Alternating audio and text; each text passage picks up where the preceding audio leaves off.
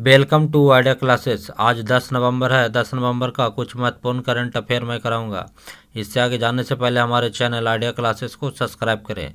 चलिए question number 1 से देखते हैं। क्वेश्चन नंबर 1 है, नए मुख्य चुनाव आयुक्त के रूप में किसे नामित किया गया है? यशवर्धन के सिन्हा को, विमल जुल्का को, सुधीर भार्गव को, राधा कृष्ण माथुर को। तो किसे नियुक्त किया गया है? तो यशवर्धन के सिन्हा को। श्री यशवर्धन के सिन्हा को भारत के राष्ट्रपति रामनाथ कोविंद द्वारा भारत के नए मुख्य सूचना आयुक्त के रूप में नियुक्त किया गया है। विमल जुल्का ने अगस्त 2020 में मुख्य सूचना आयुक्त के रूप में कार्यकाल पूरा किया है। नेक्स्ट क्वेश्चन है, प्रतिवर्ष राष्ट्रीय कैंसर जागरूकता दिवस कब मनाया जाता है? 6 नवंबर को, 8 नवंबर को, 7 नवंबर को, 5 नवंबर को। तो कब मनाया जाता है? 7 नवंबर को। राष्ट्रीय कैंसर जागरूकता दिवस प्रतिवर्ष 7 नवंबर को मनाया जाता है। यह पहली बार 2014 में मनाया गया था। यह दिन कैंसर के प्रसार को रोकने के बारे में जागरूकता फैलाने के लिए समर्पित है। और नेक्स्ट क्वेश्चन है,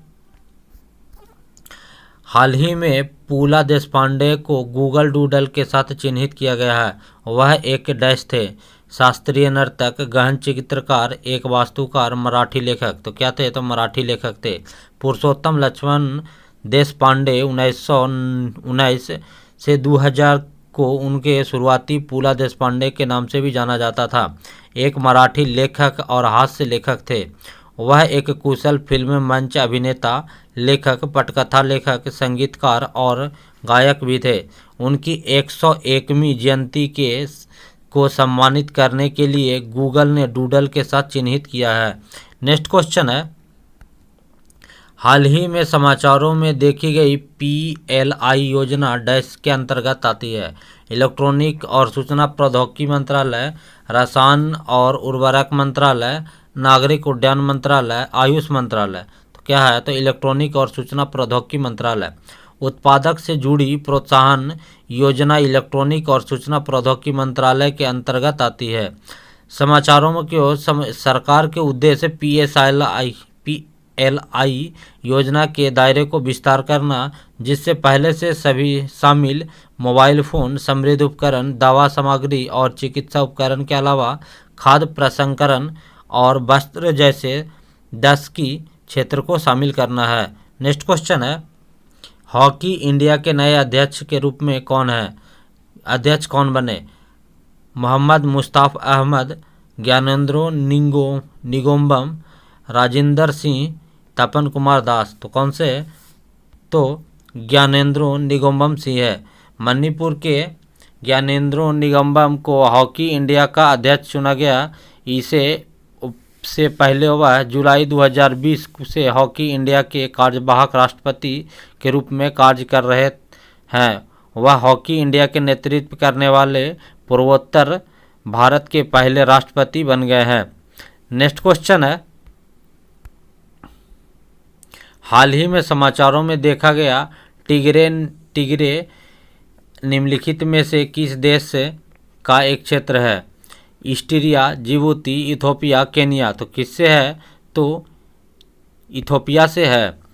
इथोपिया के 9 क्षेत्रों में सबसे उत्तरी है। इसे टिग्रे, इथोपिया और कुनामा लोगों की मातृभूमि है। इथोपिया महान दायरा घाटी द्वारा विभाजित देश है, जो एडिस अबाब से अपनी राजधानी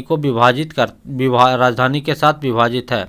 नेक्स्ट क्वेश्चन है, रो पैक्स फेरी सेवा की डैश के बीच शुरू हुई? घोघा और हजीरा, कूड़ा और बेजिनी, घोघा और बैगानी, गुंडी और हजीरा। तो किसके बीच हुई? तो घोघा और हजीरा के बीच हुई। प्रधानमंत्री नरेंद्र मोदी ने वीडियो कॉन्फ्रेंसिंग के माध्यम से गुजरात के घोघा और हजीरा के बीच रो पैक्स फेरी सेवा का शुभारंभ किया।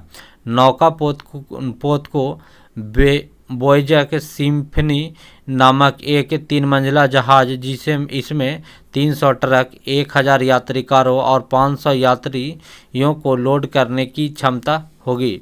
नेक्स्ट क्वेश्चन है, कभी कभी समाचारों में देखी गई उद्यम योजना निम्नलिखित में से किस मंत्रालय के अंतर्गत आती है? श्रम और रोजगार मंत्रालय, कृषि और किसान कल्याण मंत्रालय, गृह मंत्रालय, सूक्ष्म लघु और मध्यम उद्यम मंत्रालय। तो क्या होगा? तो सूक्ष्म लघु और मध्यम उद्यम मंत्रालय है। भारत सरकार की घोषणा की है कि 11 लाख से अधिक MSME के ने उद्यम पंजीकरण की नई ऑनलाइन प्रणाली पंजीकरण किया है। यह 1 जुलाई 2020 को सूक्ष्म लघु और मध्यम उद्यम मंत्रालय द्वारा शुरू किया गया उद्यमों वर्गीकरण और पंजीकरण की एक नई प्रक्रिया है। नेक्स्ट क्वेश्चन है, हाल ही में समाचारों में देखा गया मेडन जूलियन दोलन शब्द डैश से संबंधित नहीं है। 30 से 60 दिवसीय तरंग, अल नीनो दक्षिणी दोलन, इंट्रा सीजनल दोलन, 30 से 60 दिवसीय दोलन। तो कौन सा होगा? तो अल नीनो दक्षिणी दोलन।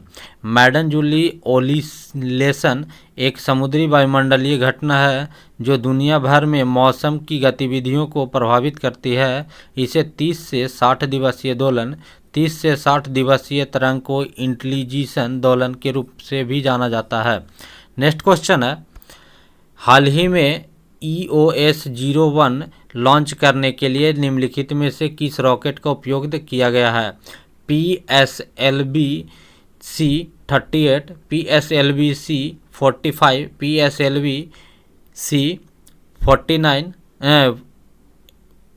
PSLV-C-35। तो कौन सा होगा? तो PSLV-C-49 होगा। इसरो ने 9 ग्रह उपग्रहों के साथ PSLV-C-49 रॉकेट का उपयोग करते हुए एक ऑल वेदर अर्थ का ऑब्जर्वेशन सैटेलाइट EOS 01 लॉन्च किया है। लॉन्च किया गया पृथ्वी अवलोकन उपग्रह एक राडार इमेजिंग उपग्रह है PSLV-49।